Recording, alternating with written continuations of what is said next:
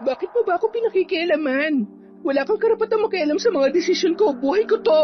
Hindi naman kita kaano-ano Inaalala ko lang ang batang dinadala mo. Oo, hindi mo nga ako kaano-ano. Pero may pakialam pa rin ako sa'yo, Erica. Hindi ka ba nakukonsensya? Anghel yan. Walang kasalanan. Bakit ba galit na galit ka? Hindi naman ikaw ang ama nito Bitiwan mo nga ako. Babalik ako kay Aling Lydia. Hanggat nandito ako, hindi ka babalik doon. Hindi mo ipapalaglag ang batang yan. Hindi nga kita pag-aari. Pero mahal kita. Mahal na mahal kita at handa akong panagutan niya. Ipinagbubuntis mo, Erica. Ano? Nahihibang ka na ba? Handa ka maging isang Salvador del Mundo para pagtakpan ng kagagahan ko? Mahal? Sinasabi mo lang yan para huminahon ako, hindi ba? Taon 2000. Isla ng Panay. Nasa harapan ng isang lumang bahay si Erica kung saan kasalukuyang naninirahan ang kanyang nobyong si Noel. 3 araw na itong hindi nagpapakita sa kanya. Namimiss niya na ito kung kaya minabuti niyang dalawin ang kanyang pinakamamahal na lalaki. Tao po! Tao po! Lumangit-ngit ang pintuan at sa tuluyang pagbukas noon ay lumabas ang tiyahin ng lalaki. Walang iba kundi si Aling Lydia na kahit nasa 40 anyos na ang edad ay maganda pa rin ang kurba ng pangangatawan at makinis ang balat. Oh, Erica, napadalaw ka. Aling Lydia, nandyan po ba si Noel? Si Noel? Naku, iha, bumalik na siya ng Maynila. Hindi ba siya nagpaalam sa'yo? Maynila? Kailan pa? Hindi niya naman po kasi nabanggit sa akin yan. Nung Lunes lang, 4 na araw na ngayon mula noong umalis siya. Ganun po ba? Grabe siya. Ang dami pa namin pinag-usapan noong Linggo, tapos... baka ayaw lang niyang makita kang nalulungkot, kaya hindi na siya nagpaalam. Hindi niya ba naikwentong 3 buwan lang ang bakasyon niya rito sa ating lugar? Nasabi niya naman po dati, kaso hindi ko naman ine-expect na aalis na siya. Maayos pa po kasi ang usapan namin nung huli tungkol sa mga bagay-bagay. Nagpunta po ako dito para surpresahin sana siya, pero ako pala masusurpresa. Naku, pasensya ka na talaga, Erica. Hindi ko rin alam kung anong pumasok sa isip ng kaibigan mo kung bakit nagawa niyang umalis na hindi nagpapaalam sa'yo. Nasabi niya po ba kung kailan siya babalik? Hindi pero sa pagkakaalam ko, malabong makabalik siya agad. Nakahanda na kasi ang mga papeles niya papuntang abroad. Pinagbakasyon lamang siya nandito para makatakas dun sa babaeng nabuntis niya sa Maynila. Nabuntis? Sa Maynila? Oo, talaga kasing maloko ang batang yun Hindi alam ni Aling Lydia na naging sila ng kanyang pamangkin. Dahil siya naman mismo ang nagsabi sa lalaki na itago ang kanilang relasyon. Umalis si Erica sa bahay ni Aling Lydia na may lihim na luha ang mga mata. Napakasakit para sa kanya ang kanyang natuklasan at pakiramdam niya ay sasabog siya kung hindi pakakawalan ang mga maiinit niyang luha. Makarma ka sana, Noel. Danasin mo sana ng 10 beses ang sakit na pinadama mo sa akin. Halos 1 linggong hindi lumabas ng bahay si Erica. Mabigat ang pakiramdam niya dahil sa kasawian sa pag-ibig. Anak, mukhang nahalata na kita. Meron ka bang dinaramdam? Wala naman po, Tay. Ilang araw ka nang nagkukulong dito sa loob ng bahay. Hindi ka naman dating ganyan. Sabihin mo nga, may problema ka ba? Wala po, Tay. Wala lang po ako sa mood na makihalubilo sa mga tao nitong nakaraan. Alam mo, para maarawan ka naman, ikaw na magdala nitong mga suman dun kina Aling Magda. Maraming order ang matanda kasi dumating daw yung apo niya nag-aling sa Maynila. Tay, pwede po bang kayo na lang? Ikaw na, para naman makakita ka ng ibang tao. Lagi ka na lang nagmumukmuk dito Oo nga, tinutulungan mo naman ako magluto nitong mga paninda nating mga kakanin pero mukhang lumilipad naman yung isip mo. Ay, sige na nga po, Tay. Ang kulit niyo naman po kasi. Aba, ako pa itong makulit. Balita ko magandang lalaki daw yung apo ni Aling Magda. Ano naman po ngayon?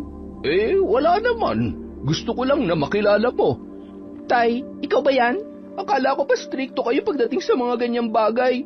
Bakit mukhang inaano nyo na ako ngayon? Ano inaano? Binibiro lang naman kita, anak. Siyempre, ayoko muna mag-asawa ka. Pero kung makikipagnobyo ka naman, ayos lang din sa akin. Basta mabait at mapagkakatiwalaan yung lalaki. Ha? Ewan ko po sa inyo. Basta ayoko sa mga lalaking yan. Wala naman yung idudulot na maganda sa akin eh. Uy, ito talagang dalaga ko, oo. Ang sungit masyado. Huwag kang ganyan, anak. Abay, tatanda kang dalaga niyan. Samantala, habang pinagmamasdan ni Anthony ang kanyang lola Magda na masayang naghahanda, ay napapangiti na lamang ang lalaki. Lola, ang dami naman po yatang pagkain ang hinanda nyo. Dalawa lang naman po tayong kakain. Alam mo, Apo, dito sa probinsya ng lola mo, walang nasasayang na pagkain dahil marami tayong mga kapitbahay. Papupuntahin niyo po ba sila dito? Hindi, ipagbabalot ko sila. Ay, teka, may kumakatok sa pintuan. Papasukin mo nga, Apo. Tumalima naman agad si Anthony. Sa pagbukas niya ng pinto, tumambad sa kanya ang isang magandang babae. Mahaba ang nakalugay nitong buhok na may bitbit na basket. Napatitig siya sa hugis puso nitong muka, maging sa mapula nitong mga labi na halatang hindi nababahiran ng lipstick. Nandyan ba si Lola Magda? Oo, nasa loob. Pasok ka. Lola, may bisita po kayo. Lola Magda, magandang araw po. Dala ko po ang mga suman. Oo, Erika. Akala ko yung tatay mo ang maghahatid ng mga yan. Ako na po ang inutusan niya. May gagawin daw po kasi siya sa bukid. Ay, Erika, oo nga pala. Siya ang apo ko, si Anthony. Anthony, ang babaeng yan naman ay si Erika. Ang magandang dalaga ng binibilhan ko ng kakanin. Hi, Erika. Kumusta? Mabuti naman. Lola Magda, hindi na po ako magtatagal. Mamaya ka na umalis, Erika. Sabayan mo kaming kumain nitong apo ko. Siya nga pala, ano bang nangyari sa'yo nitong huli? Nawalan ka raw ng ganang maglalabas. Ay nako, si tatay talaga, napaka-tsismoso. Alam mo namang hindi ka na iba sa akin, Erika. Halika muna, magkwentuhan muna tayo. Sige na nga po, hindi naman ako nakakatanggi sa inyo, Lola Magda Lihim na napapangiti si Anthony habang pasimpleng sumusulyap sa kumakain na si Erika. Hanggang sa pag-alis nito ay sinundan niya pa ng tanaw ang dalaga. Lola, gaano po kayo ka-close nung Erika? Simula nung maliit pa yan, lagi na yung pumapasyal dito. Maaga kasing naulila sa kanyang ina. Ang tatay niya na lang ang mag-isang nagpalaki sa kanya. Alam mo namang malapit ako sa mga bata kaya hindi na iba sa akin si Erika. Para ko na rin siyang apo. Magkaedaran lamang yata kayo Maganda siyang bata, hindi ba? Opo, kakaiba po ang ganda niya. Yung tipong hindi nakakasawang pagmasdan, pero mukhang suplada, la. Kita niyo naman kanina, hindi nga ako tinatapunan ng tingin kapag kinakausap ko. Baka naman nahihiya lamang. Mabait na bata si Erika, apo. Kaibiganin mo at siguradong magkakasundo kayo. Kinahapunan, muling naghatid ng mga suman si Erika. Nataong maagang namalengke si Lola Magda at si Anthony lang ang naiwang mag-isa. Mamaya na lang ang bayad pagdating ni Lola, Erika ha. Wala kasi akong pera Hintayin mo na lang, pauwi na rin siguro yun. Sige, hihintayin ko na lang siya. Pumasok ka muna. Hindi na, dito na lang ako. May upuan naman dito Erika? Ano kasi, ikaw pa lang yung kakilala ko dito. Baka naman pwedeng samahan mo akong mamasyal. Ipasyal mo ako. Alam mo na, para naman hindi ako mabagot dito sa bahay ni Lola. Nako, marami kasi akong ginagawa sa amin, Anthony Ano na lang, nagsisimba ka ba? Baka naman pwede mo akong isama. Nagsisimba naman ako. Lagi kong ang nakakasabay ang lola mo eh. Sa linggo, sasama ako kay lola. Magsisimba ka rin, hindi ba? Oo. Ramdam ni Anthony na parang naiilang si Erica sa kanyang presensya, ngunit kailangan niyang gawing kampante ang babae sa pamamagitan ng pagbubukas niya ng iba pang usapin, dahil gusto niyang maging kaibigan yon. Akmang ibubuka na sana niya ang bibig niya nang may isang motorsiklong huminto sa tapat ng kanilang bakuran. Lalaki ang nagmamaneho noon at isang buntis ang nakaangkas sa kanya. Magandang araw. Pwede ba magtanong kung nasaan ang bahay dito nung hilot? Nasa dulo po nitong daan. Kung maliwa lang po kayo at makikita niyo ang isang luma ngunit malaking bahay. Doon po nakatira si Aling Lydia. Matapos magpasalamat, umalis na rin kaagad ang mag-asawa na sakay ng motorsiklo. Hilot? Nalito ako dun ah. Ano yun, Erica? Nanghihilot ng mga buntis o hindi kaya ng mga bata o kahit dun sa mga nakakaranas ng pananakit ng katawan. Si Aling Lydia ang kilalang hilot dito sa amin. Dinadayo siya ng mga nangangailangan ng serbisyo niya. Kahit mga taga-ibang barangay nagtutungo dito. Mahusay kasi siyang hilot. Oh, bakit nangingiti ka dyan, Anthony? May nakakatawa ba sa mga sinabi ko? Wala naman. Masaya lang ako kasi mahaba na yung mga sinasabi mo. Ha? Wala. Sabi ko, ang ganda mo. Aba, loko to ah. Ayos ka rin pala, no? Oh, ayan na pala si Lola. Kanina ka pa ba, Erica? Pasensya ka na. Nakalimutan kong mag-iwan ng pambayad kay Anthony. Ayos lang ho, Lola. Bakit hindi mo pinapasok sa loob si Erica? Baka naiinip na yan kahihintay sa akin. Sana binuksan mo yung TV. Lola, ayos lang po ako. Hindi naman po ako naiinip. Saka, nag-uusap naman po kami ni Anthony. Ganun ba? Sandali lang at baka hinihintay ka na ng tatay mo sa inyo. Dalhin mo na rin itong sariwang isda. Kinabukasan, binulabog ang buong barangay ng isang masamang balita.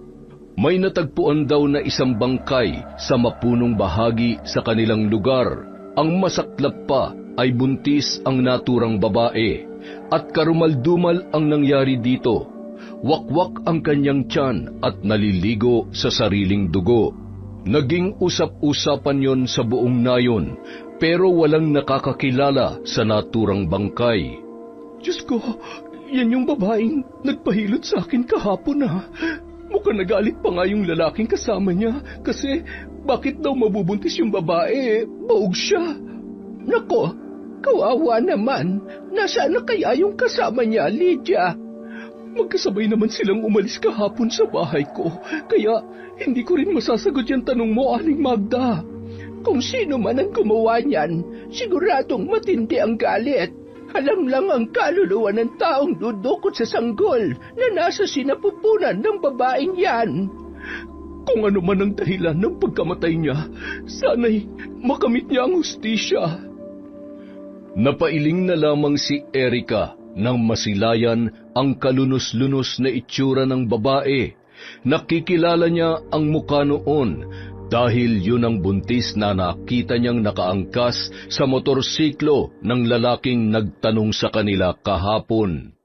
Naglalakad pa uwi sina Alfredo at Erica nang muling mapag-usapan ang tungkol sa nangyari sa babae.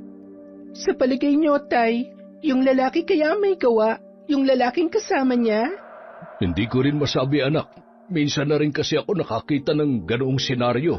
Nung maliit ka pa at kasama pa natin ang nanay mo. At sa palagay ko, hindi pang karaniwang taong gumawa noon dahil... Dahil ano po, Tay?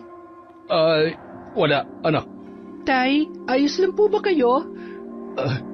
Kung ang nilalang na yun ang may gawa, alanganin ang lahat ng mga buntis na nagtutungo sa barangay natin para magpahilot kay Aling Lydia. Po? Bakit naman po? 3 buwan na lang at papalapit na mahal na araw. At kung siya nga ang may gawa, panigurado nagsisimula na naman siya maghasik ng lagim. Tay, hindi ko po kayo maintindihan. Manananggal, Ang nilalang na yun, anak, ang siyang dahilan kung bakit nasawi ang iyong ina. Kung nagbalik na nga siya, paghahandaan ko ang Kwaresma. Ipaghihiganti ko nanay mo, anak. Manananggal ang pumatay kay nanay? Oo, gaya na nangyari sa babaeng yon. Dinukot din ang sanggol na nasa sinapupunan ng iyong ina. Ganun na ganun ang anyo niya. Nung gabing nadatnan ko siya sa aming silid. Galing ako kay Lydia noon. Pinahilot kita kasi nahulog ka sa may hagdan. Gabi na tayo nakauwi noon. Halos pagsakluban ako ng langit at lupa nang bumungad sa akin ang kalunos-lunos na anyo ng nanay mo. Biyernes Santo yon. Tandang-tanda ko pa. Natanaw ko pa sa bintana ang paglayo ng manananggal sa tirahan natin.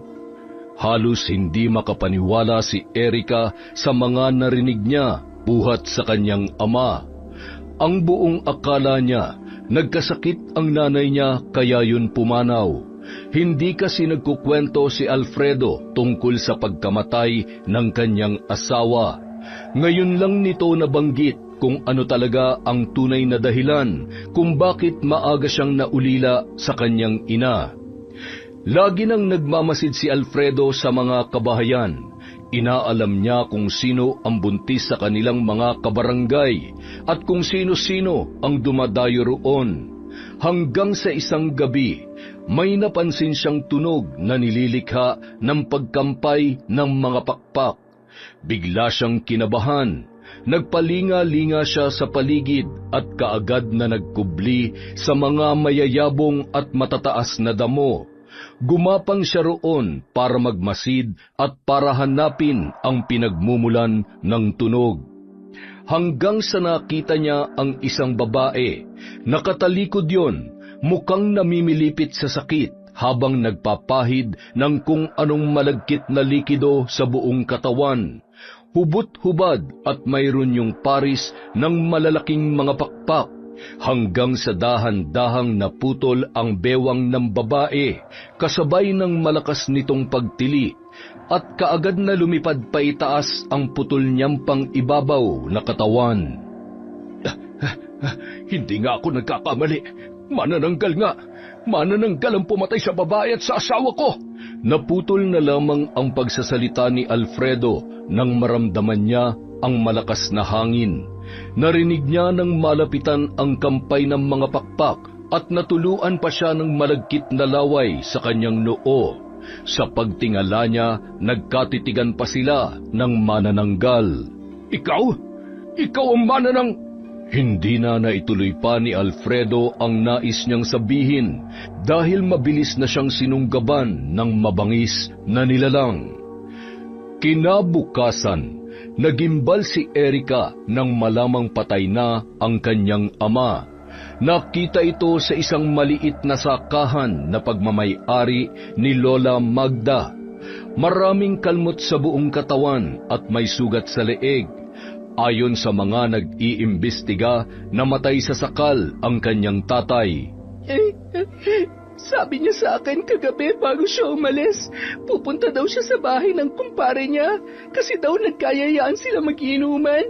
Pero sabi ng kanyang kumpare, ilang oras daw siya naghintay kay tatay kaya lang hindi na dumating. Wala ba siya nabanggit? Baka may nakaalitan siya tapos tinambangan siya. Walang kaaway ang tatay ko, Anthony. Mabait siya at ni minsan wala pa siyang nakaalitan. Sino kaya ang may gawa nito kay Alfredo? Kung sino man, naway hindi patulugin at usigin sana ng kanyang konsensya. Isang mabuting tao si Alfredo. Wala akong maipipinta sa kanya. Tay, paano na ako ngayon? Bakit mo naman ako iniwan? Erica, hindi ka nag-iisa. Narito lamang kami. Handa kaming damayan ka. Hindi ka namin pababayaan. Kami ni Anthony. Tatay! Tatay ko! Naging karamay ni Erica ang maglola. Laging nasa tabi niya si Anthony hanggang sa mailibing si Alfredo. Maraming salamat, Anthony, ha? Kahit papaano, may pinaghuhugutan ako ng lakas dahil hindi mo ako pinababayaan. Wala kang dapat ipagpasalamat, Erika. Ginagawa ko lang ang nararapat. Isa pa, ikaw lang naman ang kaibigan ko rito. Handa akong samahan ka palagi hanggat hindi pa naghihilom ang sugat sa puso mo. Kailanman ay hindi na maghihilom tong sugat sa pagkawala ni tatay. Hanggang ngayon, hindi ko pa alam kung sino ang pumaslang sa kanya, Anthony. Hindi natutulog ang Diyos, Erika. Lalabas at lalabas din ang katotohanan sa likod ng mga pangyayari. Sana nga. Sana nga. Ngayong nailibing ng tatay mo, ano ng plano mo? Ipagpapatuloy ko ang buhay. Ano pa ba? Pero sa pagkakataong ito, wala nang isa kong paa, Anthony. Para na akong pilay na iika-ika sa paglalakad dahil wala na si tatay. Huwag ka mag-alala. Hindi ka naman namin pababayaan ni Lola. Kung gusto mo, doon ka na muna sa amin. Delikado kung mag-isa ka lang dito. Babae ka pa naman at malayo pa sa mga kapitbahay tong tahanan ninyo. Mas makabubuting sa bahay ka na muna, Erika. Tama si Anthony. Delikado para sa iyo ang mag-isa lamang dito. Maraming salamat po, Lola Magda. Hindi ko alam kung anong gagawin ko kung wala po kayo. Huwag ka nang umiyak. Hindi ka namin pababayaan, Erika. Kung gusto mo sa pasukan, pag-aaralin kita. Ituring mo na akong tunay mong lola. Aalagaan kita, apo.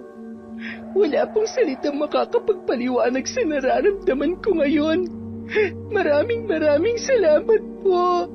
Simula nung araw na yon, mas lalong naging malapit sina Erika at Anthony.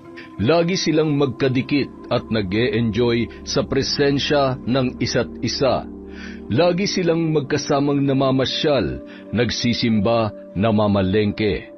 Anthony, sa pasukan ba? Babalik ka na sa Maynila? Yun ang napagkasunduan namin ni Mama, Erika. Pero, alam mo, mukhang nagugustuhan ko na rito. Ewan, baka magbagong isip ko, dito na ako maghahanap ng trabaho. Maganda ba sa Maynila? Oo naman, maraming mga naglalakihang gusali doon, saka maraming sasakyan. Maingay, pero maraming mapapasukang trabaho. Ganun ba? Sana balang araw makapunta din ako doon. Nako, hindi malabong mangyari yun. Anthony, pwede mo ba akong samahan sa sementeryo bukas? Namimiss ko na kasi si tatay eh. Siyempre naman, ikaw kaya ang boss ko. Kung nasan ka, nandun din ang bodyguard. Hala siya, ayos ka rin no? Ang galing mo mag-imbento. Totoo naman hanggat nandito ako sa probinsya ni Lola, ako ang knight in shining armor mo. Sira ka talaga. Umuwi na nga tayo. Baka hinahanap na tayo ni Lola Magda. Masusunod po, mahal na prinsesa. Halika na, aking kabalyero. Ano ba to? Nahahawa na ako sa kalokohan mo. Kinabukasan, maagang nagpunta sa sementeryo sina Anthony at Erika. Bit-bit ang isang basket na may lamang mga suman. Tay, kumusta ka na? Alam ko magkasama na kayo ni nanay ngayon. Heto po't, may dala kong suman. Siguradong namimiss nyo na tong luto ko. Tay, miss na miss ko na po kayo. Lagi niyo po akong bantayan, ha? Mahal na mahal ko po kayo. Ilang oras din ang itinagal ng dalawa sa puntod ng magulang ni Erika nang biglang may lumapit sa kanila. Erika? Uy, Jessa, kumusta? Anong ginagawa mo rito? Ang totoo niyan, ikaw talagang sadya ko rito eh. May nakapagsabi kasi sa akin na nandito ka raw, kaya dito na ako dumiretso. Pasensya ka na, Jessa ha. Hindi na ako nakapagpahatid ng suman sa inyo. Wala na kasi si tatay. Ikinalulungkot kong nangyari kay Mang Alfredo, Erika. Nagulat din kami nang mabalitaan na nangyari sa kanya. Ano nga palang sadya mo sa akin? Pwede ba tayo mag-usap ng tayong dalawa lang? Mauna na muna ako, Erika. Hintayin na lang kita dun sa labasan. Sige, Anthony. Salamat ha. Nang makalayo na ang binata ay alanganing ngumiti si Jessa kay Erika. Ipinagtapat nitong buntis siya at nangangailangan siya ng tulong ng dalaga. Ayaw kong kasuklaman ako ng mga magulang ko, Erica. Please, tulungan mo naman ako maipalaglag ang batang ito. Ano? Jessica, masama yun. Isang malaking kasalanan ang binabalak mong gawin. Wala na akong ibang paraan na maisip. Naglayas nang nakabuntis sa akin. Alam kong may kilala kang hilot. Sigurado matutulungan niya ako sa problema ko. Hindi ko kasi alam kung gumagawa pa ng ganyang bagay si Aling Lydia, Jessa Erica, marunong nga siya manghilot, hindi ba? Siguradong may kaalaman din siya sa paglaglag ng bata. Ano ka ba? Pero, please, nagmamakaawa ako sa iyo, Erica. Kahit labag sa kalooban ni Erica na tulungan si Jessa, ay mas nangibabaw ang awa niya para sa kaibigan. Sige, sasamahan kita kay Aling Lydia. Pero ipangako mong kapag nabuntis ka ulit, hindi ka na magpapalaglag ha.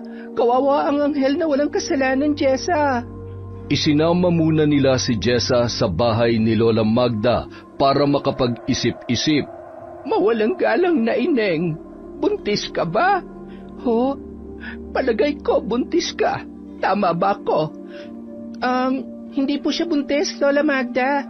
Hindi nalilinlang ang mga mata ko, Apo. Isang tingin ko lang sa leeg mo. Alam kong may buhay na pumipintig dyan sa sinapupunan mo. Hindi na nakaimik pa si Jessa. Nagkatinginan naman sina Anthony at Erica. Hinawakan ni Lola Magda ang tiyan ng babae. Mag-aapat na buwan na, hindi ba? Ipahilot mo na yan, Mineng. Nang sa gayon ay maiayos na ang posisyon ng bata na nasa iyong sinapupunan. Alanganing ngumiti si Jessa sa matanda. Makalipas ang ilang minuto, niyaya na ni Jessa si Erica na magtungo sa bahay ni Aling Lydia. Nagpaiwan naman si Anthony. Malapad naman ang ngiti ni Aling Lydia nang salubungin silang dalawa. Kasalukuyang nagwawalis ang babae sa bakuran nito. Erica, anong may paglilingkod ko sa inyo? May kailangan po ang kaibigan ko sa inyo, Aling Lydia. Ay, sandali lang at maghuhugas muna ako ng kamay. Pumasok na muna kayo sa loob. Pinapakiramdaman ni Erica ang kaibigan at nahahalata niya na kinakabahan yon. Jessa, sigurado ka na ba talaga? Pwede ka pang umatras kung nagdadalawang isip ka. Sure na ako, Erica. Wala nang atrasan to. Hinawakan ni Erica ang kamay ni Jessa. Nanlalamig ang mga yon. Pagpasok ni Lydia sa sala galing sa kanyang silid ay may bitbit na itong garapa. Naglalaman yon ng langis na siyang ginagamit niya sa panghihilot. Nang ilahad ni Jessa ang nais na mangyari ay nanlaki ang mga mata ni Lydia. Diyos ko, ang akala ko'y magpapahilot ka para ilagay sa tamang posisyon ang baby dyan sa tiyan mo. Magpapalaglag ka pala. Abay, nakapag-isip ka na ba ng 10 beses, Ineng? Tumango na lamang si Jessa habang diretso ang tingin nito sa mga mata ni Aling Lydia. Aba, kung ganon, kayang-kaya ko namang gawin ang nais mo. Pero hindi mo ba pagsisisihan ang desisyon mong ito? Ang pagsisisi ay laging nasa huli, Ineng. Kaya kung gusto mo pang umurong, walang problema yon. Sigurado na po ako. Pakiusap po. Sana'y manatiling lihim itong gagawin natin. Sige, kung handa ka na, sumunod ka sa akin. Magiging masakit ang prosesong ito, pero sa tulong ng mga halamang gamot na ipapainom ko sa iyo, hindi mo iindahin na mahabang oras ang kirot at sakit. Basta susundin mo lamang ang ipagbibilin ko. Tumango si Jessa at kaagad na tumayo para sumunod kay Aling Lydia. Kinakabahan naman si Erica na sinundan ng tingin ang dalawa. Habang naiwang mag-isa sa sala ang dalaga, pabalik-balik naman siya sa paglalakad. Hindi siya mapakali. Naririnig niya kasi ang pagdaing ng kaibigan, hanggang sa narinig niya ang impit na paghiyaw nito. Halos 1.5 oras siya sa ganoong posisyon nang sa wakas ay tawagin siya ni Aling Lydia. Erica, alalayan mo muna itong kaibigan mo. Mahina pa siya kaya hindi pa siya diretsyong nakakalakad. Tumalima naman agad ang dalaga at inalalayan si Jessa papunta sa sala, galing sa silid ni Aling Lydia. Magpahinga ka muna ng ilang oras. Inumin mo muna itong langis na pinagbabaran ng mga espesyal na halamang gamot para gumaan ang iyong pakiramdam. Jessa, matulog ka muna. Mamaya pupuntahan ko si Anthony para maihatid ka namin sa inyo. Inabot na ng gabi bago nila naihatid si Jessa. Erika, ano ba talagang ginawa niyo dun sa bahay ng hilot? Ba't ang tagal niyo dun? Nagpahilot nga si Jessa. Tapos napasarap ang kwentuhan kaya hindi namin napansin ang paglipas ng oras. Tama, ganun nga. Napakunot naman ang noo ng kanyang kaibigan. Ganun ba? Mukha kasing may nililihim ka sa akin eh. Tapos, pansin ko rin ang pananamlay nung kaibigan mo. Parang may iniindang masakit sa katawan na hindi mo maintindihan. Paika-ika pa nga eh. Napagod lang siguro yon. Ikaw talaga, ang dami mong napapansin. Magaling kaya akong kumilatis. Asset ko yun eh. Tara na, maghanap na tayo ng masasakyan tricycle para makauwi na tayo. Pagka-uwi ng dalawa, wala si Lola Magda sa bahay. Nagtaka naman si Anthony dahil ang laging bilin nito ay kapag sumapit na ang alas 7:30, wala nang lalabas ng bahay. Dapat nakalak na ang lahat ng bintana at pintuan. Pero pagdating nila doon, nakabukas pa ang isang bintana sa sala, maging ang pintuan sa kusina. Nasaan kaya si Lola? Baka nasa likuran lang, nagpapahangin. Sabay pa silang nagulat nang biglang may kumaluskos sa likod bahay kasabay ang pagputak ng mga manok na parabang nabubulabog. Ano yun? Nagmadali silang nagtungo sa labas, doon sa likod bahay para tingnan kung bakit nagkakagulo ang mga manok na nakadapo sa mga puno. Anthony, sandali! Baka may magnanakaw. Magdala kaya tayo ng itak o hindi kaya pamalo para may panlaban tayo. Sumang-ayon naman si Anthony at sabay na silang naghagilap ng pwedeng bitbitin. Hinawakan ng lalaki ang isang matalas na itak at si Erika naman kumuha ng baseball bat. Nagdala rin siya ng flashlight. Pagkatapos noon, dahan-dahan silang sumilip sa labas. Nakita nila si Lola Magda, nakatalikod sa kanila, nakaupo at nakaharap sa isang malaking puno. Nakayukuyon na parabang may kinakagat at ang mga kamay ay parang may hinahawakan na nagpupumiglas. Lola, anong ginagawa mo dyan? Nagulat pa ang matanda sa pagkarinig ng boses ng kanyang apo. Napalingon yon sa kanila. Inilawan naman ni Erika ng flashlight ang matanda. Dumiretso ang liwanag sa mukha ni Lola Magda at nagtaka pa ang dalawa kung bakit may tumutulong sariwang dugo sa gilid ng labi noon. Nakauwi na pala kayo. Mabuti naman. Anthony, tulungan mo nga akong itali itong dalawang paa ng manok. Ang likot-likot kasi. Kailang po pala, Lola. Akala namin kung sino na. Napagkamalan ka tuloy namin magnanakaw. Naisip ko kasi magluto ng tinolang manok para sa agahan natin bukas. Kaya eto at sinungkit ko ang isang nakadapo sa sanga ng punong ito. Mukhang lilipad kaya kinagat ko na lang ang mga pakpak para hindi na maglilikot pa. Bakit may dugo po sa gilid ng labi ninyo? Ay, ito ba? Nako, nadulas ang panungkit ko kanina. Tumama dito. Nagkasugat pala. Hindi ko na napansin dahil naging abala na ako. Pumasok na po tayo sa loob, Lola. Gamutin po natin yung sugat nyo. Isang araw, napansin ni Anthony ang pagiging malungkot ni Erika. Kasalukuyan silang gumagawa ng suman. Bumalik na sa paglalako ng suman sa bayan ang dalaga para kahit papaano ay makatulong sa maglola. Nung tinuturuan ni Erika si Anthony, biglang napabuntong hininga yon. Uy, ano nangyari sa'yo? Bakit bigla ka nalang tumahimik dyan? Namimiss ko lang si tatay. 2 buwan na rin kasi simula nung nawala siya eh. Hindi ko pa rin nakukuha yung hustisya para sa kanya. Hanggang ngayon, umaasa pa rin akong madadakip na ng mga pulis ang pumatay sa tatay ko, Anthony. Kung taong gumawa nun, paniguradong nakukonsensya na yun. Pero kung hayop, edi sana nilapa na si tatay. Uy, tahan ka na. Ayokong nakikita kang ganyan eh. Ano kaya kung dalawin na lang natin ang tatay mo mamaya? Ayos ba yon? Sasamahan mo ako? Oo naman. Kahit nalulungkot ay napangiti na lamang ang dalaga. Isang gabi, hindi mapakali sa higaan si Erika. Maalinsangan ng panahon at kahit anong gawing pagpikit niya ng kanyang mga mata ay hindi talaga siya makatulog. Nakalak naman ang pinto sa kwartong to kaya walang makakakita kahit maghubad man ako.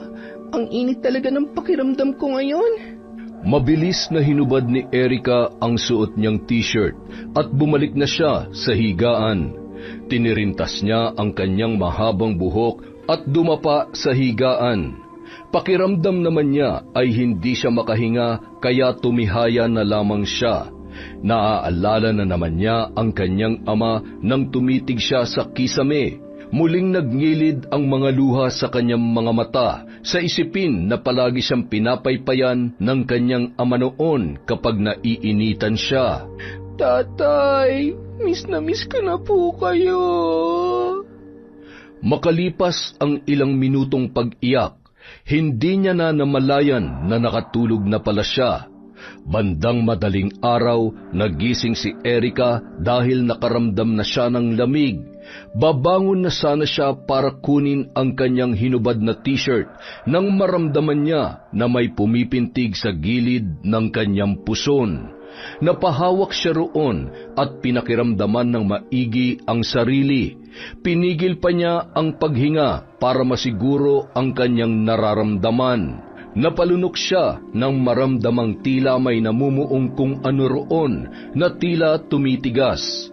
Kinabahan siya ng husto at nagbilang sa kanyang mga daliri. 3 buwan na pala akong hindi dinadatnan. Diyos ko, hindi kaya nagbunga ang ginawa namin noon ni Noel? Pero 1 beses lang yun ah. Diyos ko naman, posible kayang buntis ako?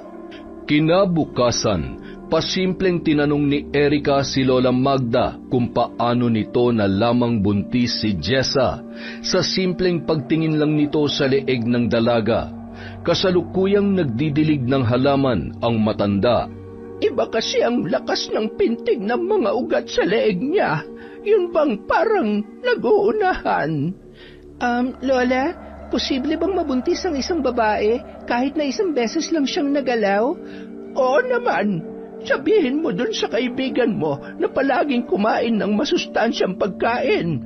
Huwag magpapagod at magpakonsulta agad sa doktor kapag may hindi magandang naramdaman para maging safe ang baby niya. Opo, sasabihin ko po sa kanya, Lola. Lola, lahat po ba ng buntis naglilihi? Hindi naman. Ako kasi nung pinagbubuntis kong mama ni Anthony, wala naman akong naramdamang kakaiba. Bukod doon sa matakaw ako sa mga ginataan, kahit anong ulam basta may gata, nilalantakan ko talaga.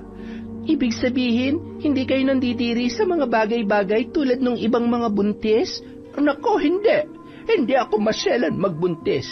Yung mga kapitbahay ko nga nagugulat na lang kasi saka pa nila nalalamang buntis ako kapag malaki na ang tiyan ko. Ganun po pala yon. Magkakaiba kasi ang mga nararamdaman ng nagbubuntis. Uy, ano yan? Ang aga-aga may naririnig na akong buntis-buntis ah. Ano bang pinag-uusapan yung dalawa? Tungkol to kay Jessa. Chismoso ka rin no? Nagtatanong lang eh. Bakit ba ang sungit mo? Hindi ako masungit. Sinasagot ko lang ang tanong mo. Hindi eh. Iba yung dating ng tono ng sagot mo eh. Parang merong diin. Kung idiin ko kaya tong kamao ko sa mukha mo. Tingnan mo nga yan. Ang sungit talaga. Lola, si Erika oh. Ay nako, kayong dalawa talaga. Para kayong mga aso at pusa. Sa paglipas ng mga araw, mas lalong natatakot si Erika sa kanyang kalagayan. Hindi naman niya masabi kay Lola Magda ang kanyang problema dahil natatakot siya sa maaaring maging reaksyon nito. Hindi niya rin sinabi kay Anthony dahil ayaw niyang husgahan nito ang kanyang pagkatao. Gulong-gulo ang kanyang isipan. Hindi na siya nakikipagkwentuhan sa mga yon. Kung mag-uusap man sila ni Lola Magda ay lagi siyang nakayuko para itago ang kanyang leeg. Lagi na lang siyang nagpupunta sa sementeryo para magpalipas ng oras. Ayaw niya kasi na mahalata siya ng maglola. Anthony, tawagin mo nga si Erica at kakain na. Lola, nakita ko po siya kanina. Maagang umalis eh. Tingin ko papuntang sementeryo. Ah, ganun ba? Bakit hindi mo sinamahan? Hindi ba lagi naman kayong nagkakasundo sa mga lakad ninyo? Ewan ko ba sa isang yun, Lola? Wala ka bang napapansin sa kanya? Tingin ko kasi may problema siya eh. Ayaw niya lang sabihin. Bakit mo naman nasabi yan, Apo? Nahuli ko kasi siya minsan, umiiyak. Tinanong ko kung anong problema. Sabi niya, wala. Pero pakiramdam ko, meron talaga, Lola eh. Malakas ang kutob ko eh. Apo, may nobyo ba yang si Erica na? Hindi ko alam. Wala naman, Lola. Saka, hindi ako makakapayag na magpaligaw pa siya sa iba. Bakit naman? Ano kasi, Lola eh? Secret lang natin to, ha? Gusto ko kasi siya. Hindi pa ako nakakakuha ng tiyempo para magtapat. Baka sabihin niya, sinasamantala ko lang yung pabor natin sa kanya. Talaga ba? Sigurado ka ba dyan? Oo naman po, Lola. Ang ibig kong sabihin ay kung totoo bang hindi ka pa nagtatapat sa kanya, baka naglilihim lang kayo sa akin. Lola, ba't naman ako maglilihim sa inyo? Hindi pa nga. Tingin ko kasi, buntis si Erica. Nag-iba kasi ang hubog ng balakang niya. Buntis? Si Erica? Aba, malabong mangyari yan, Lola. Kami lagi magkasama. Walang ibang lalaking nakakalapit sa kanya. Kaya nga. Baka ikaw ang gumalaw at hindi mo lang sinasabi sa akin. Apo, masama ang naglilihim at masama ang nagtatabi ng hindi pa ikinakasal. Lola naman, nagsasabi po ako ng totoo. Hindi pa nga ako nakakapagtapat, magtatabi na agad. Ay, naku naman kayo talaga. Pinapraning niyo ako sa buntis-buntis issue na yan eh. Hindi na nagsalita pa ang matanda. Kumbinsido naman siya sa sinabi ng kanyang apo. Pero kailangan niyang makausap si Erica para alamin ang totoo. Kaagad din namang umalis si Anthony matapos na makapag-usap silang dalawa. Balak sundan ng binata si Erica sa sementeryo. Samantala, humahagulgol ang dalaga sa harap ng puntod ng kanyang mga magulang. Gulong-gulo ang kanyang isipan. Tay, Nay, hindi ko na po alam kung anong gagawin ko. Paano na ako ngayon? Ngayong nagbunga palang pagkakamali namin ni Noel. Pasensya na po kayo, Tay. Hindi ko man lang nasabi sa inyo na naging nobyo ko ang pamangkin ni Aling Lydia. Pero, Tay, umalis na po siya. Iniwanan niya na ako. At ang mas mabigat pa, hindi niya alam na buntis ako. Anong gagawin ko, Tay? Tulungan niyo po ako. Makalipas ang ilang minutong pagmumuni-muni, parang nag-ilaw ang bumbilya sa isipan ni Erica nang maalalang muli ang pangalan ni Lydia. Tama, ipapaliglag ko ang bata. Si Aling Lydia makakatulong sa akin. Tay, pangako, aayusin ko ang problema ko. Hindi ko bibigyan ng sakit ng ulo ang mga taong kumupkup sa akin. Sa paglabas niya sa sementeryo, nakasalubong niya si Anthony. Erica, umuwi ka na. Hindi ka pa nag-aalmusal. Nag-aalala na si Lola. Mauna ka na lang, Anthony. May pupuntahan pa kasi ako eh. Saan? Sasamahan na kita. Wag! Ha? Ano, ang ibig kong sabihin, wag na. Kaya ko naman mag-isa. Saka, baka kailangan ka ni Lola sa bahay. May problema ba? Bakit parang umiiwas ka yata sa akin? Sa amin?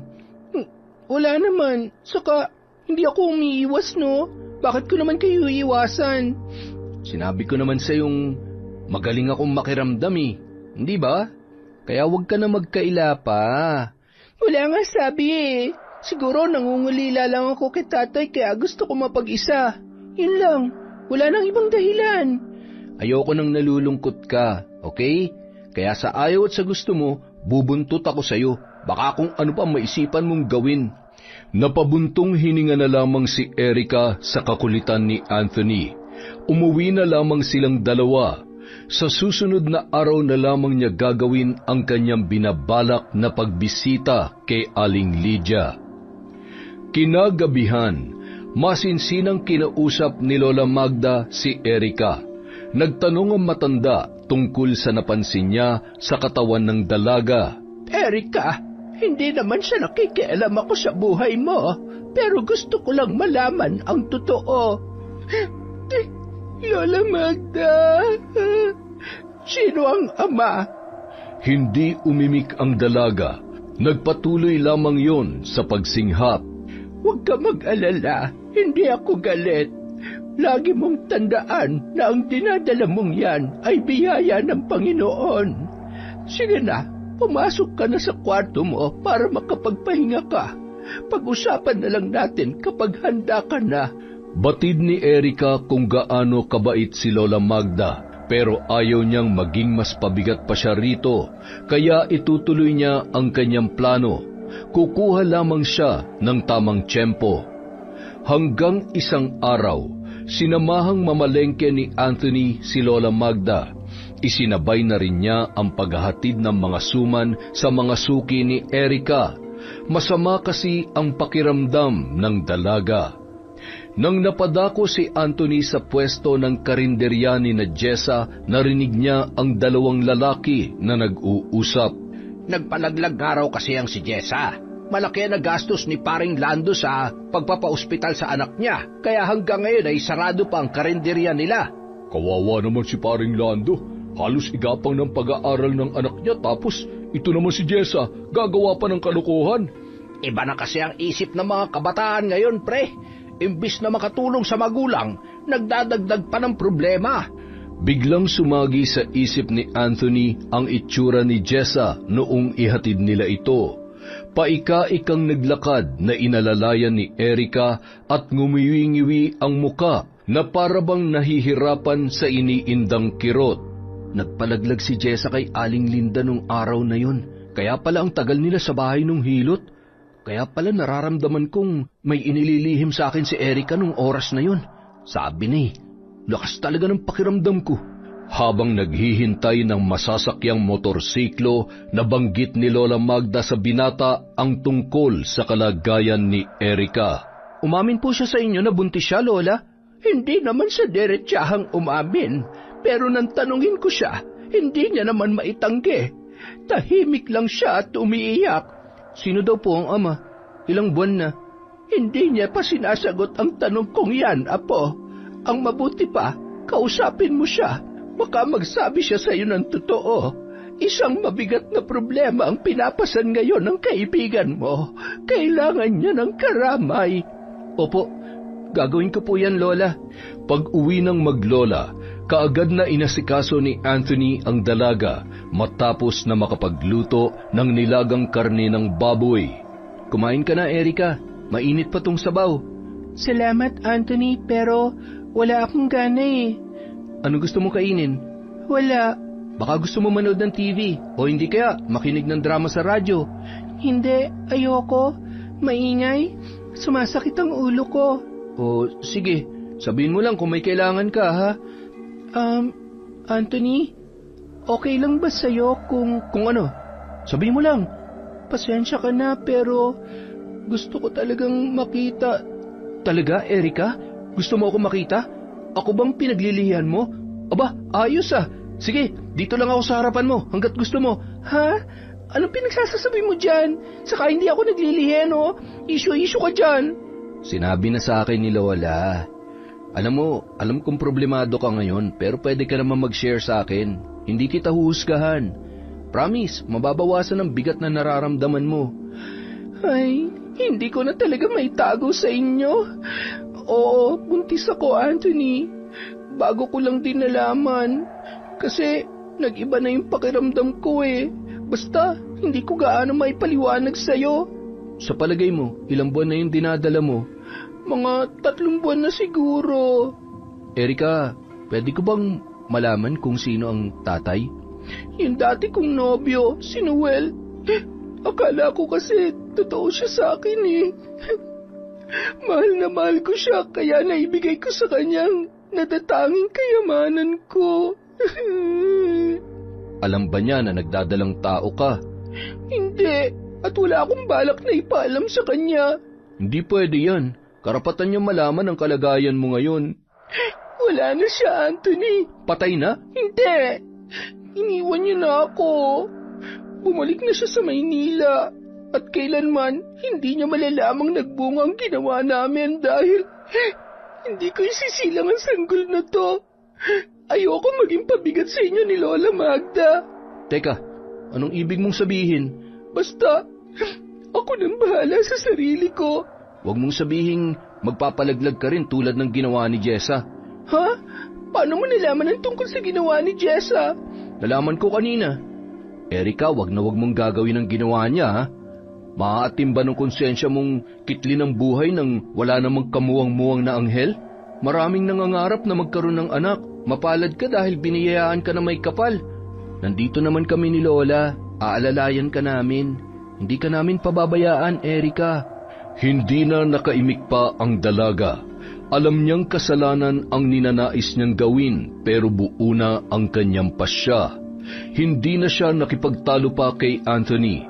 Minabuti na lamang niyang ibahin ang usapan para mapaniwala ang nag-iba na ang takbo ng kanyang isip. Anthony, pwede ka bang kumain ng hinog na langka para sa akin? Oo naman. Mabuti naman at naliwanagan ka na. Kahit ano pa yung gusto mong gawin ko, hindi ako magrereklamo. Basta para sa ikasisiyan ng baby mo. Kailangan mo isawsaw sa bagoong, ha? Bagoong? Sigurado ka ba? Langka, bagoong? Ang pangit kaya ng lasa nun. Sabi mo gagawin mong gusto ko. Sinungaling. Pinaasa-asa lang ako.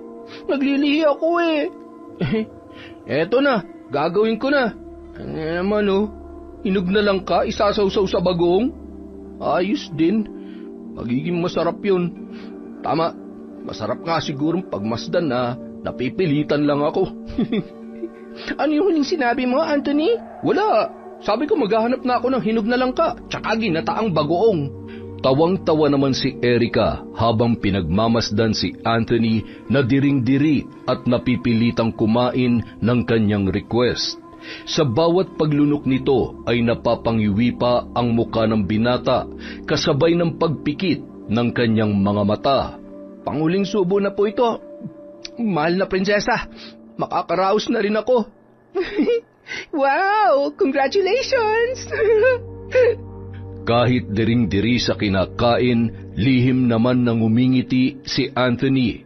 Masaya siya dahil napagbigyan niya at napasaya ang babaeng nagbibigay ngayon ng kulay sa kanyang buhay. Hanggang isang gabi, nakarinig si Erika ng mga pagaspas ng pakpak sa labas ng bahay.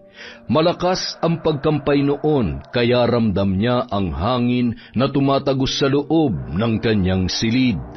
Kakaibang kaba ang sumikdo sa dibdib ni Erika nang biglang pumaibabaw ang tunog ng mga kampay. Hanggang sa may dumapo sa kanilang bubong na yero, rinig na rinig niya ang tunog na nililikha roon ng kung anong nilalang na naglalakad. Kaagad na bumangon ang dalaga habang hawak-hawak ang kanyang tiyan. Mabilis niyang binuksan ang pinto ng silid. Akmang lalabas na sana siya nang tumambad sa kanyang harapan si Lola Magda na nasa katabing kwarto lamang natutulog. Naririnig mo ba naglalakad sa bubungan? Tumango lamang si Erika. Ang nasa sinapupunan mo ang sadya ng manananggal na yan, Erika. Po, paano niyo po nalaman, Lola? Shhh! Kunin mo itong asin at dinikdik na bawang. Ipahid mo sa tiyan mo at ako'y magsasaboy naman ng asin sa labas ng bintana. Makalipas ang ilang minuto, narinig na lang ni Erika ang paglayo ng mga pagaspas. Nagiging mas pabangis ang mga manananggal kapag sumasapit ang mahal na araw. kita mo na dinayok ka pa talaga rito. Ano po ba talagang manananggal? Narinig ko na rin po kasi yan kay tatay. Isang uri ng aswang na ang pinakapaboritong pagkain ay ang mga batang hindi pa nailuluwal. Sa nangyari nung gabing yon, mas lalo pang nangibabaw ang kagustuhang magpalaglag ni Erika. Dahil para sa kanya, perwisyo ang dala nito. Pati tuloy si Lola Magda ay nag-alala dahil sa nangyayari. Kaya naman, kinabukasan, araw ng linggo, saktong nagpunta sa simbahan ang maglola para magpabendisyon ng mga palaspas. Sinadyang hindi sumama ni Erika, nagdahilan siyang masama ang kanyang pakiramdam. Nang makaalis ang maglola, nagmamadali naman siyang naligo at nagbihis para magtungo kay Aling Lydia. Alam niyang kapag ganitong papalapit na ang mahal na araw ay hindi nagagawi sa simbahan ang babae. Dahil gumagawa ito ng mga gamot na ibababad sa langis para gamiting panghilot. Malayo pa lamang ay natanaw na ni Erika si Aling Lydia. May bitbit itong basket palabas ng bakuran. Nagmamadaling lumapit si Erika, nababatid niya kasi napapaalis ang hilot. Aling Lydia, sandali! Ano ang atin, Erika? Maaari ko po ba kayong maabala saglit? Kasi may hihilingin po sana ako sa inyo, Aling Lydia. Anong may tutulong ko? Inilahad ni Erika ang kanyang sadya. Tila naman lumuwag ang muka ng hilot nang marinig ang nais ng dalaga. Sigurado ka ba? Hindi biro ang hinihiling mo. Buo na po ang pasya ko, Aling Lydia. Ay, sige, ikaw ang bahala. Pumasok na tayo sa loob. Sa loob ng kwarto na pinagdalhan ni Aling Lydia kay Erika ay mayroong mga nakahilerang malalaking garapon sa isang sulok. Ang iba ay may lamang langis at kung ano-ano pang mga ugat ng kung anong puno. May mga garapon din na walang laman. Pinasuot siya ni Aling Lydia ng saya at pinahiga sa isang maliit na kama. Aling Lydia, ano po bang magiging proseso? Hilot lang. Hihilutin lang natin ang tiyan mo para unti-unting mailabas natin ang nasa sinapupunan mo, Erika. Makakaramdam ka ng kirot sa bawat pagdiin ng mga kamay ko. Pero normal lang yon. Kailangang tiisin mo para magtagumpay tayo. Ano? Handa ka na ba? Tumango na lamang si Erika bilang pagtugon.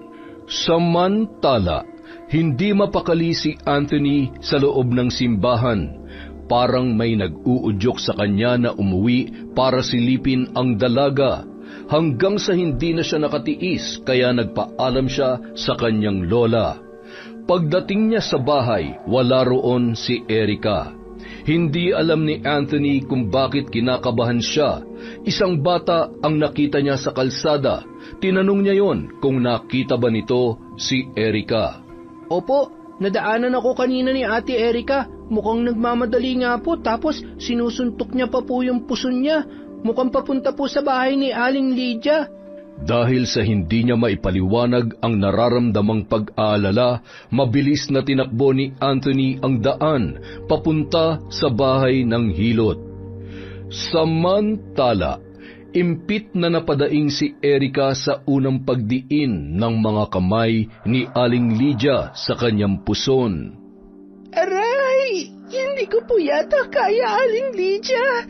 Masyado pong masakit. Kayanin mo. Unang diin ko pa lang yan. Marami pang kasunod yan, Erika. Sandali. Hihinga lamang po ako. Alam mo, kapag nanganak ka, mas masakit pa dyan ang mararamdaman mo.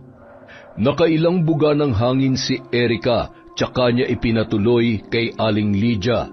Subalit biglang may kumalabog sa pintuan. Sabay pa na nagulat ang dalawa. Nako, mukhang may nakapasok na aso. Sandali lang at titingnan ko, ha? Babalik ako agad. Ang inaakalang aso ay hindi pala dahil ang humahangos na si Anthony ang bumungad sa kanya. Aling Lydia, nandito po ba si Erika? Oh, ikaw pala, Anthony. Oo, nandito siya. Erika, Erika! Anong ginagawa mo rito? Nasaan siya? Erika! Ay, sandali lang. Ano ba nangyayari sa iyo? Bakit ka ba galit na sumusugod dito? Nang marinig ang boses ni Anthony, napatayo si Erika at kaagad na lumabas. Anong ginagawa mo dito? Hindi ba dapat ako magtanong sa iyo niyan? Anong ginagawa mo dito? Nagpapahilot. Talaga ba? Nagpapahilot o nagpapalaglag? Kita mo na, hindi ka makasagot. Umuwi na tayo, Erika. Uuwi na tayo. Aray ko, ano ba, Anthony? Bakit mo naman ako kinakaladkad? Nasasaktan ako. Tila bingi naman ang binata.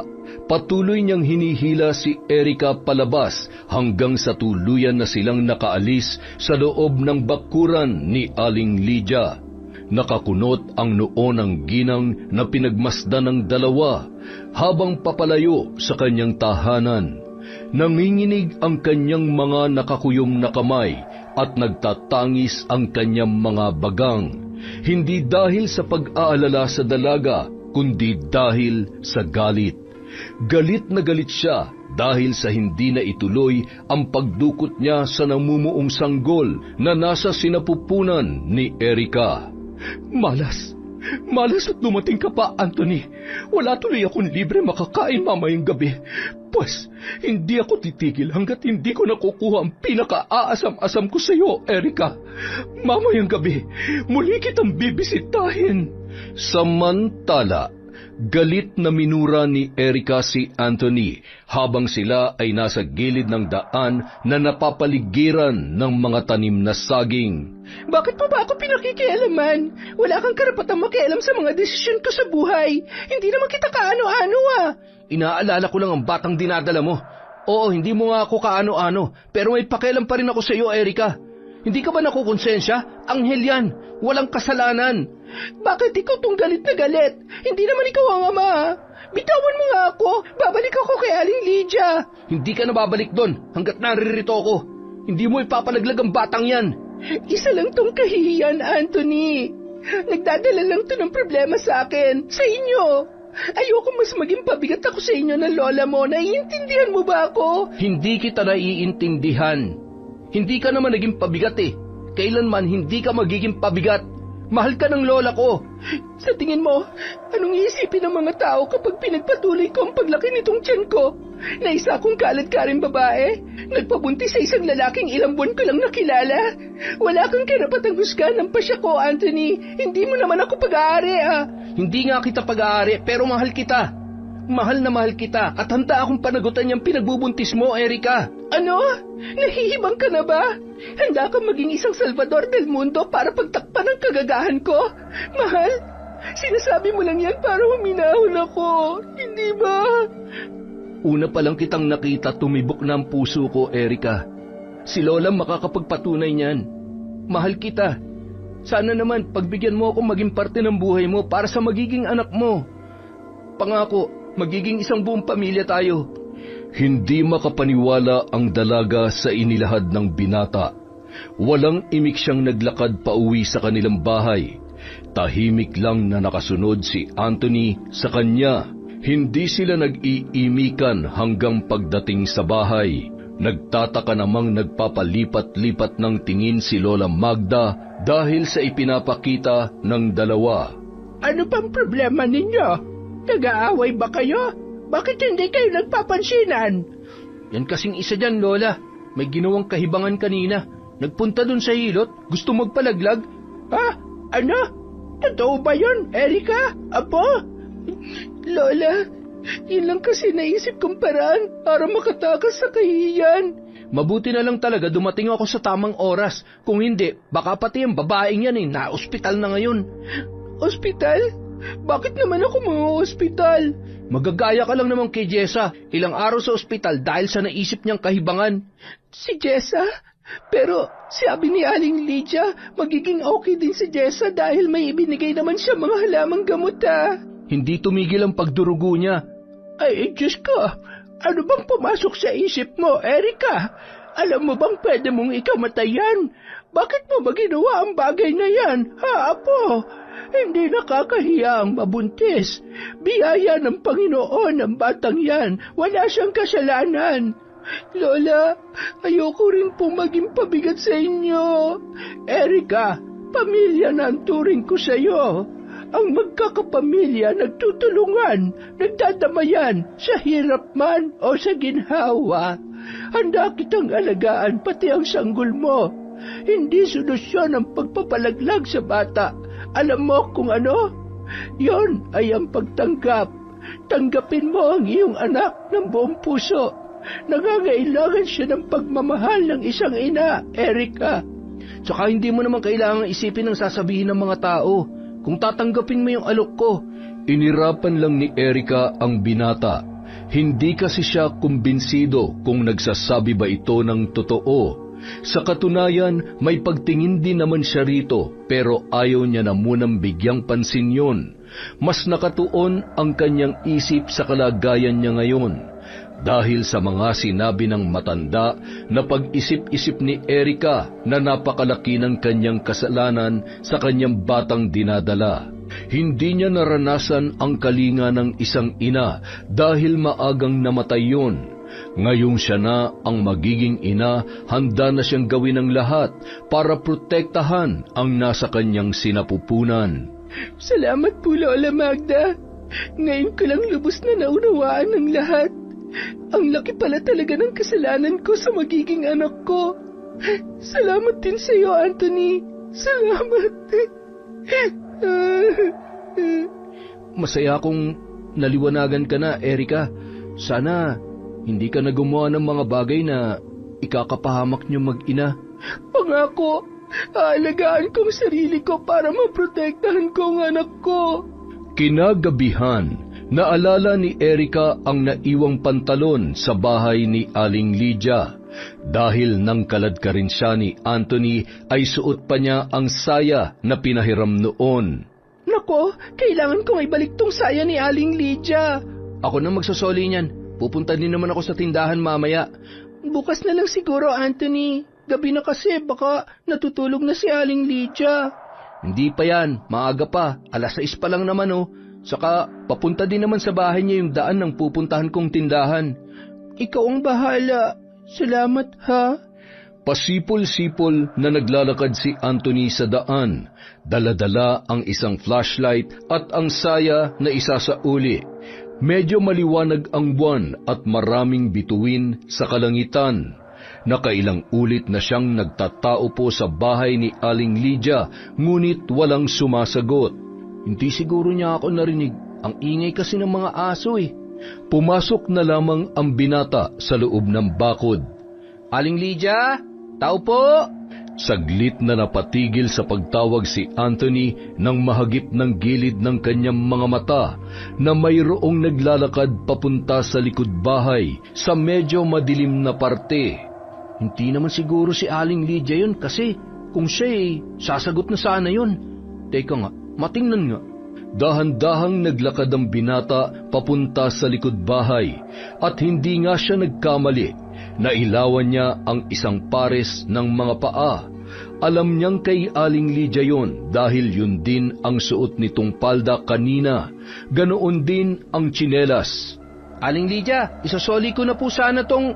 Kasabay ng pagsasalita niya ay ang pag-ilaw niya sana sa katawan ng babae. Ngunit napatda na lamang siya nang makitang kalahating katawan lang ang kanyang nakita, na hanggang sa balakang lamang. Wala ang pang-itaas na katawan nito, pero naglalakad na tila ba mayroong sariling buhay. Ilang beses na kinusot ni Anthony ang kanyang mga mata.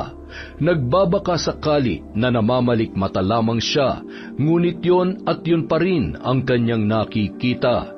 Napaatras bigla ang binata hanggang sa kumaripas na siya ng takbo papalayo roon. Samantala, malakas na pumapagaspas ang pakpak ng manananggal. Dinig na dinig yon nina Erika at Lola Magda. Mukhang galit na galit ang nilalang. Nagpahid ka na ba ng dinikdik na bawang sa tiyan mo, Erika?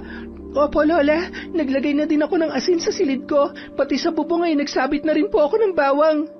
Nagpapakawala ng matinis na hagikgik ang manananggal na nagpapalipat-lipat habang umaaligid sa labas ng kanilang bahay. Determinadong mapasa kamay niya ang ikinatutulo ng kanyang laway.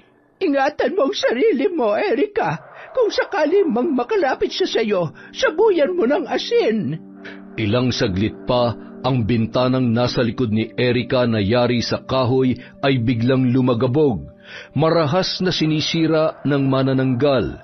Bahagyang lumayo ang dalaga roon.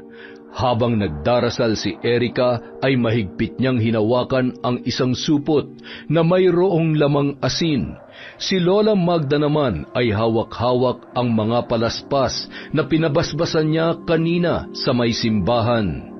Saglit na natigil ang pagkalampag ng manananggal sa bintana. Pinakiramdaman ni Erika kung may kumakaluskus pa sa labas, ngunit wala na siyang naririnig. Hanggang sa idinikit niya na roon ang kanyang tenga. Nagulat pa siya nang biglang muling kumalampag yon, hanggang sa masira at malaglag ang takip ng bintana. Lumusot doon ang kamay ng manananggal at nahawakan ang buhok ng dalaga. Lola, tulungan niyo po ako! Nagmamadali namang hinampas ni Lola Magda ang kamay ng manananggal gamit ang mga palaspas. Tumigil ka na! Lubayan mo na kami! Napasigaw na lamang ang manananggal sa bawat paghataw ng palaspas na parabang umuusok ang kamay, hanggang sa nabitawan niya na ang buhok ni Erika. Mas lalong nanggigil yon at muling nangahas na ipasok ang kamay at ulo nito, ngunit bigo siyang mahawakang muli ang dalaga. Nang akmang hahampasin na naman siya ni Lola Magda ng mga palaspas, biglang kinalmot niya ang kamay ng matanda. Nagkasugat yon at dumugo. Naitulak niya ang matanda kaya bahagyang bumalandra sa may upuan. Lola! Hindi lubos na nakapasok ang nilalang dahil hindi magkasya ang mga naglalakihan nitong mga pakpak. Kinuha ni Erika ang palaspas mula sa matanda, subalit natisod siya sa paa ng upuang kahoy, kaya bumagsak din ang dalaga. Asin! Asin, Erika! Isabay mo sa kanya! Nang makabawi, mabilis na pinulot ni Erika ang supot na may lamang asin. Isinaboy niya yon sa manananggal. Humiyaw yon at lumayo sa may bintana. Samantala, humahangos na dumating si Anthony sa loob ng kanilang bakuran. Wala siyang ingay na naririnig. Payapa ang paligid. Subalit nang pumasok na siya sa loob ng bahay, nanlaki ang kanyang mga mata nang makita na nagkakagulo roon. Lola, Erika, ano nangyayari? Anthony, nandito na naman yung manananggal. Ano? Mabilis na lumapit ang binata.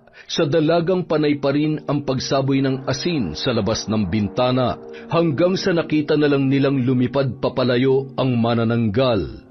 Mabuti naman at dumating ka na, Anthony. Kanina pa kami gustong pasukin ang aswang na yon. Ito nga't nasugatan pa ako sa kalmot niya. Nang masigurong wala na talaga ang nilalang, mabilis na inayos ni Anthony ang nasirang bintana. Muli niyang ikinabit ang nahulog nitong takip. Ano po bang manananggal na sinasabi niyo? Isang putol na katawan na may mga pakpak. Putol? Alam niyo po, Lola, may nakita din akong putol na katawan kanina, doon mismo sa bahay ni Aling Lydia. Pero buhay na buhay ang bahaging yon. Naglalakad ang mga paan na parang may sariling buhay. Paikot-ikot lang doon sa loob ng bakuran ni Aling Lydia. At saka, sa palagay ko, si Aling Lydia po yun. Sigurado ka ba dyan sa sinasabi mo, Anthony? Oo naman, hindi ako nagbibiro kapag ganito kaseryosong usapan, lalo pat nakakakilabot. Sigurado ka bang si Lydia nga ang kaputol na yon? Oo naman po, sa suot na palda, tsinelas, siya po talaga yon. Pero naguguluhan po talaga ako sa nakita ko. Lola, posible kayang yun ang kaputol na katawan ng manananggal na pumarito? Kung totoo mang si Aling Lydia yon, ibig sabihin, siya yung manananggal? Aswang siya? Kailangan nating makasiguro, mga apo. Sa Biyernes, kabilugan ng buwan. Alam kong mananalasa na naman ang nilalang na yon dahil patay ang Diyos. Anthony, Kailangan mong maging matapang. Magmamasid ka kina Lydia. Kailangan maunahan natin siya bago pa niya masaktan si Erica. Bago pa niya madukot ang sanggol na nasa kanyang sinapupunan. Maghanda ka, Apo. Isang malaking misyon ang gagawin mo. Paano ko po mapapatay yung sinasabi niyong manananggal, Lola? Kapag nahanap mo ang kaputol ng katawan niyang naglalakad sa lupa, yun na ang pagkakataon natin. Sabuyan mo yun ng asin hanggang sa manghina at ibudbud mo ang lahat ng asin sa naputol na bahagi para malusaw yon. Sa ganoong paraan, mahihirapang makabalik ang kanyang pang-itaas na bahagi at sa oras na masinagan yun ng init ng araw, hindi na yun makakabalik pa sa anyong tao at masusunog na yon ng tuluyan. Ako na lang po kaya sigurong gagawa niyan, Lola. Baka kung ano pa mangyari kay Anthony. Total, ako naman po ang sadya niya. Hindi, Erica. Ako ang gagawa ng misyong ito. Wala kang ibang gagawin kundi alagaan at protektahan ang sarili mo. Samantala, nanggagalaiti naman si Aling Lydia. Ilang beses nang pumalpak ang balak niyang pagkain sa munting buhay na nasa sinapupunan ni Erica. Hindi ako susuko. Wala pa akong ginusto na hindi ko nakukuha. Dila lang ang walang latay sa gagawin ko sa iyo, Erica, at sa lahat ng mga makikialam sa akin. Hanggat nakakakain ako ng sariwang laman ng paborito kong pagkain, mananatiling bata ang pisikal kong anyo. Mananatili akong malakas at mabubuhay pa ako ng matagal sa mundong ito. Pagsapit ng Biyernes Santo, maagang naghanda si Anthony. Pumunta siya sa bayan para bumili ng maraming asin. Uubusin niya ang 3 kilo sa manananggal na tutugisin. Kinakabahan man sa maaaring mangyari ay nilalabanan niya yon. Lahat ay gagawin niya upang protektahan ang minamahal na dalaga. Kinagabihan, tahimik lang siyang nagmamasid sa bahay ni na Aling Lydia hanggang sa nakita niyang lumabas ang ginang sa bakuran nito. Nagmamadali, palinga-linga habang may hawak na sulo at ang isang kamay naman nito ay mayroong hawak na isang sungay ng kalabaw. Tumingala pa siya sa kalangitan kung saan bilog na bilog ang maliwanag na buwan at saka pumasok sa may loob ng sagingan. Sinundan siya ni Anthony. Maigsing distansya lang ang pagitan nito sa kanya. Ingat na hindi makagawa ng kahit anumang ingay. Nagkubli ang binata sa mayayabong na mga damo na nakapaligid sa ilang puno ng saging. Doon siya nagmasid kung ano ang gagawin ng hilot. Inilapag ng babae ang dala niyang sulo at pwersadong itinusok ang dulo ng sungay ng kalabaw sa isang puno ng saging. Muli siyang tumingala sa langit at pumikit. Naghubad ng damit at kinuha ang sungay na mayroon palang lamang langis at ibinuhos yon sa kanyang palad. Saka dahan-dahang ipinahid sa kanyang balakang, sa kanyang puson, paitaas sa kanyang dibdib, maging sa kanyang leeg at braso. Habang ginagawa niya yon ay parang namimilipit siya sa sakit, dumadaing hanggang sa bigla na lang bumuka na parang payong ang tumubong pares ng pakpak sa kanyang likod. Kasabay noon ang paghaba ng kanyang mga kuko at ang pag-agos ng kanyang malagkit na laway. Medyo nag-iba din ang kanyang itsura dahil kumulubot ang kanyang muka. Muling nagpakawala ng matinis na paghiyaw si Aling Lydia habang hinahaplos ang kanyang balakang. At sa puntong yun, dahan-dahang umaangat sa ere ang napuputol niyang katawan. Isang matinis na pagtili ang kanyang ginawa bago siya tuluyang lumipad sa himpapawid. Sindak naman na nagmamasid si Anthony. Si Aling Lydia nga ang sinasabi nilang manananggal. Ngayon, humanda ka sa aking babae ka. Napapalunuklaway na lamang si Anthony habang lumalapit sa kaputol na katawan. Nakatayo ito malapit sa puno ng saging. Hindi na nagdalawang isip ang lalaki at kaagad niya na yung sinabuyan ng asin. Ang mga laman loob noon ay umuusok, tila mga bulating hindi mapakali dahil sa asing tumama sa kanila na nagbigay ng hapdi. Nagsimulang maglakad ang paa noon na parang natataranta kung ano ba ang nangyayari sa mga bituka. Muling nagsaboy ng asin si Anthony at sa pagkakataong yon ay tumama na sa mga paa. Naglulundag yon dahil sa hapdi at sakit. Hindi sinasadyang nasagi noon ang sulo na nasa paanan ng puno ng saging. Natumba yun at dumikit sa ilang tuyong dahon kaya naglikha ng apoy. Nang makitang natumba ang pang-ibabang katawan ni Aling Lydia, ibinuhos na niya sa naputol na bewang ang asin. Muling nagpupumiglas ang mga paa hanggang sa magkikisay. Umusok ng malakas ang bewang at pumuputok-putok pa na parang iniihaw. Sa mulinong pagkisay, gumapang na ang apoy. Pinagmasdan na lamang ni Anthony ang pagkatupok noon at ang pagkalusaw ng mga naiwang laman loob. Tapos na ako rito. Kailangan ko na makabalik sa bahay. Baka kung ano na nangyayari doon. Hindi nga nagkamali ang binata dahil nadatnan niyang binabaklas ng manananggal ang kahoy na bahagi ng kanilang mga bintana. Marami na ring galos si Erica na patuloy sa paghataw ng palaspas sa manananggal. Erica, umusog ka! Ako nang bahala dyan! Magtago ka na para hindi ka makita nitong animal na to! Tumalima naman ang dalaga at ibinigay kay Anthony ang hawak na palaspas. Takot ka pala rito Sige, lapit! Lumapit ka nang makatikim ka ng sarap! Nagwawala naman ang manananggal dahil sa ginawa ng binata. Sinugod niya yun at nagpambuno silang dalawa. Nahawakan niya ang lalaki at sinakal agad yun. Nabitawan naman ni Anthony ang palaspas dahil sa pilit na kinakalas nito ang pagkakasakal sa kanya. Naalala ni Anthony ang asin na nasa kanyang bulsa. Dinukot niya yon at isinaboy sa muka ng halimaw. Napahiyaw naman ang manananggal at nabitawan siya nito. Narinig pa niya ang pagkampay ng mga pakpak na lumalayo. Wala na siya. Umalis na. Nagawa mo ba yung pinapagawa ko sa iyo, Apo? Opo, Lola. Kung ganon, babalik din ang manananggal dito, maya-maya lang. Hindi niya tayo tatantanan. Lola, natatakot po ako. Ngayon ka pa ba matatakot? Malapit na tayo magtagumpay. Konti na lang. Kailangan malampasan natin ang gabing ito. Huwag nating hayaang may masaktan sa ating tatlo. Buhay niya ang magwawakas, hindi ang sa atin. Maliwanag ba, mga apo? Opo, Lola. Sa abot ng aking makakaya, puprotektahan ko po kayong dalawa. Ilang minuto lang ang lumipas, bumalik nga ang manananggal, gigil na gigil. Muli nitong pinagbabaklas ang mga parte ng bahay na kaya niyang sirain.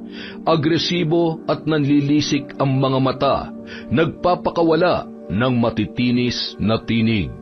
Ginawa na niya ang lahat para makapasok sa bahay na yon, ngunit hindi niya magawa. Hanggang sa labas lamang siya at patuloy na nagwawala. Ilang oras din ang lumipas hanggang sa narinig niya ang pagtilaok ng mga manok. Nang mapagtantong magbubukang liwayway na, kaagad siyang lumipad pa itaas at lumayo para balikan ang kanyang kaputol. Naiinis man ay tinanggap niya na lang na pumalpak siya nung gabing yon. Sa pagbalik sa sagingan, nakita niya ang bakas ng nasunog na mga dahon. Nag-alala ang manananggal at nagpaikot-ikot para hanapin ang kanyang kalahati. Subalit nanlaki lamang ang kanyang mga mata nang sa kabilang sulok ay nakita niya ang bakas ng mga nalusaw na bituka at ang nagkalat na asin sa lupa. Mabilis siyang bumalik sa bahay nila Lola Magda para maghiganti. Malakas na tinuklap ang pinto sa kusina at kaagad siyang nakapasok sa loob ng bahay. Samantala, Naalimpungatan ang nakaidlip na si Anthony dahil sa mga naririnig na pagaspas. Akmang sisilipin na sana niya yon nang salubungin siya ng kalmot ng manananggal. Erika, Lola, magtago kayo! Nakapasok na siya sa bahay! Huwag na huwag kayong lalabas dyan sa pinagtataguan nyo! Nakipagbuno si Anthony kay Aling Lydia. Gamit ang palaspas, hinataw niya rin yon ng hinataw. Kahit nasusugatan na ang manananggal, ay patuloy pa rin yon sa pakikipagtagisan ng lakas kay Anthony. Puno na rin ng kalmot ang katawan ng binata at nanghihina na rin siya, pero hindi siya susuko dahil siya lamang ang lalaki sa tahanang yun. Kaya gagawin niya ang lahat ng kanyang makakaya para labanan ang naturang halimaw. Ilang beses na rin siyang sinubukang kagatin nun sa leeg, mabuti na lamang maliksi siya at nakakaiwas. Hanggang sa nasilayan na lamang ni Anthony ang sinag ng haring araw sa kalupaan. Kahit nahihirapan, buong lakas niyang ibinalya ang manananggal na nakakapit sa kanya, ngunit hindi yon natitinag. Humahangos na rin si Anthony at pakiramdam niya anumang oras ay bibigay na siya.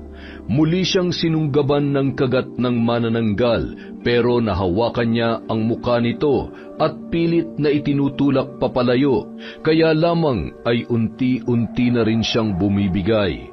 Mabuti na lamang lumabas si Erika sa kwarto para sila ay silipin.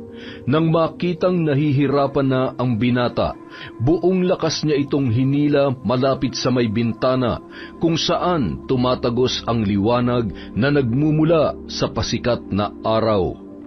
Dahil sa nakakapit ang manananggal na pumapaibabaw kay Anthony, sa kanya tumama ang sikat ng araw sa gawing pakpak ng halimaw. Malakas na napahiyaw ang manananggal sa kadahan-dahang kumalas sa pagkakahawak kay Anthony. Tila sinindihan naman ang mga pakpak nito dahil unti-unting nasusunog. Si Anthony naman nanghihinang ipinikit ang kanyang mga mata. Nakadipa siya habang nakatihaya. Hindi pinapansin ang pagtapik ni Erika sa kanyang muka. Anthony! Anthony! Ano ba? Gumising ka naman! Nanatiling hindi kumikibo ang binata at hindi niya rin iminumulat ang kanyang mga mata. Anthony naman eh! Hoy, ano ba? Sabi mo pananagutan mo tong kagagahan ko, di ba? Bakit hindi mo panindigan? Hoy! Huwag mo naman akong iwan. Oo na, tinatanggap ko na yung alok mo. Payag na ako ikaw maging tatay nitong dinadala ko. Basta gumising ka lang. Talaga, Erika? Sigurado yan ha, walang bawian yan ha. Oo naman, walang bawian. Pexman! Hoy, manananggal lang ang dapat mamatay. Salamat naman at natapos na rin sa wakas. Makakatulog na tayo ng mahimbing mamayang gabi. Kasabay ng pagsibol ng bagong umaga, ang tuluyan nilang pagsunog sa naiwang katawan ng manananggal. Ang sigang ito ang siyang saksi sa pagtatapos ng buhay ni Lydia. Hindi ko lubos maisip na siya pala ang manananggal, pero salamat na rin at natuldukan na ang kasamaan niya. Tay, naipaghiganti ko na rin po kayo. Nakuha ko na rin ang hustisya para sa inyo nang dahil kina Lola at Anthony. Sa paglipas ng mga araw, muling dumalaw si Erika sa puntod ng kanyang mga magulang. Tay, magandang araw po. Kasama ko po ngayon si Anthony. Nandito po siya para formal na hingi ng mga kamay ko sa inyo.